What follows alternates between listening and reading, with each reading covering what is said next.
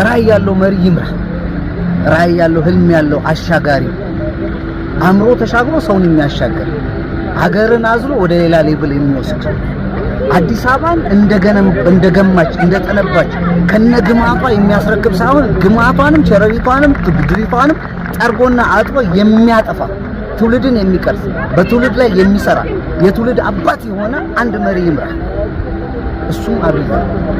እኔ እድሜን ይሄን ሁሉ ጊዜ ያለፍኩበትን እድሜ እውነት ይጸጽተኛል። ሳልኖር ነው ያለፍኩት። ከዚህ ጀምሮ ብኖር ደስ ይለኛል። በትውልዱ መካከል ያለው ጋፕ በጣም ሰፊ ነው። ዛሬ አዲስ አበባችን በጣም ተወባለች። የአፍሪካ ምሳሌ ሆናለች።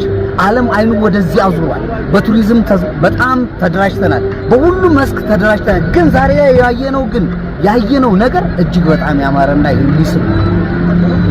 እዚህ ሰፈር ከዚህ ቀደም በፔስታል ተቋጥሮ ሽንት ቤት ነበር፣ ሰገራ ነበር የሚወረወረው።